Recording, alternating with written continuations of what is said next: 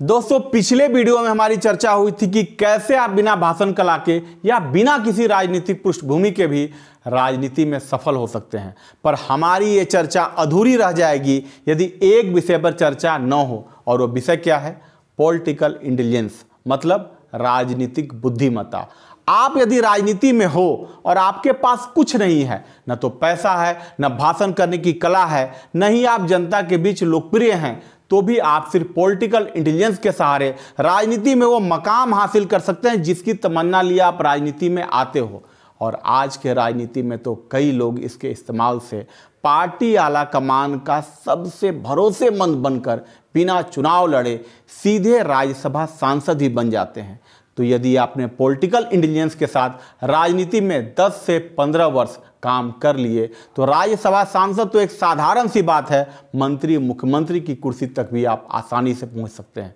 और ऐसा नहीं है कि मैं कोई नई बात बता रहा हूं। आधुनिक राजनीति में कई ऐसे मुख्यमंत्रियों को आप देख सकते हैं जिन्होंने पॉलिटिकल इंटेलिजेंस के सहारे ये मुकाम हासिल किया है। दोस्तों, पॉलिटिकल इंटेलिजेंट व्यक्ति एक ऐसे राजनीतिक संसार में प्रगति करता है जहां हर चीज राजनीतिक कौशल के इर्द गिर्द घूमती है। वो अपने हाव भाव, आंखों और चेहरे का स्वामी होता है। उसे यह पता होता है चाहे भीतर जितना भी गुस्सा पल रहा हो, हमेशा लोगों से मिलते समय सभ्यता दिखाओ, क्योंकि असभ्य बनकर दुश्मन बना लेना उतना ही बड़ा पागलपन है जितना कि अपने खुद के घर में आग लगा देना।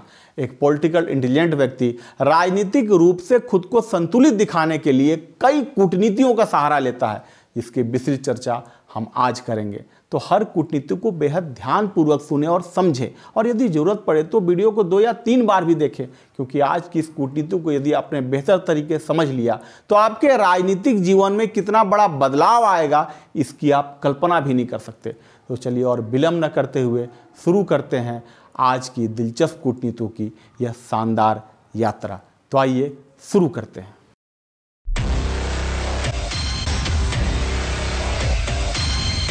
पहली कूटनीति, समानता के नियम से दूर रहें।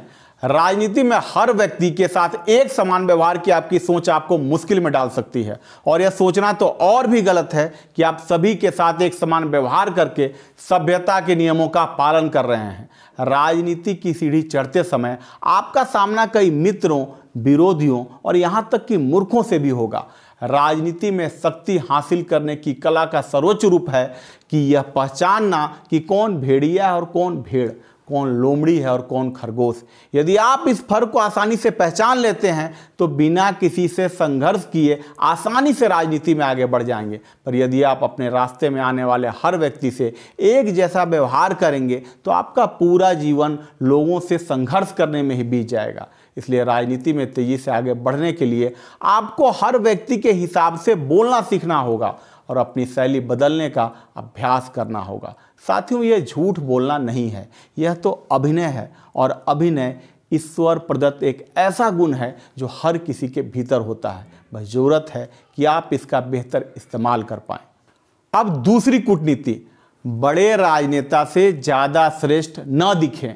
दोस्तों, राजनीति में आगे बढ़ने के लिए हम सभी को किसी बड़े राजनेता से, जिसे आम भाषा में गॉडफादर भी कहते हैं, इनकी जरूरत होती है। इसलिए हम किसी बड़े राजनेता के करीबी बनकर उनके साथ आगे बढ़ने की लगातार कोशिश करते रहते हैं। पर यहाँ एक गलती अक्सर नए राजनेता कर जाते हैं कि कई छोटे छोटे मामलों में वे अपने ज्ञान का प्रदर्शन करने से नहीं चूकते हैं और ये जताने की कोशिश करते हैं कि उनके सूझबूझ के कारण ही उस बड़े राजनेता का अमुक काम बेहतर तरीके से हो पाया।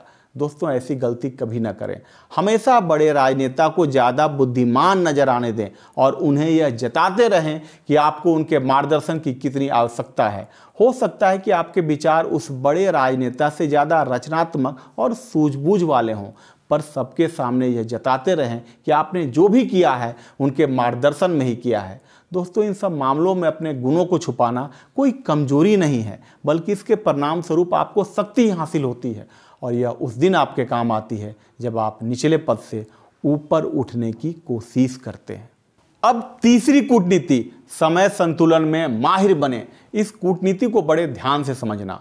हो सकता है कि आपके वर्तमान राजनीतिक जीवन में आ रही कई परेशानियों का समाधान आपको यहाँ से मिल जाए। दोस्तों, हमारे पास 3 तरह के समय होते हैं जिनके साथ हम आगे बढ़ते हैं।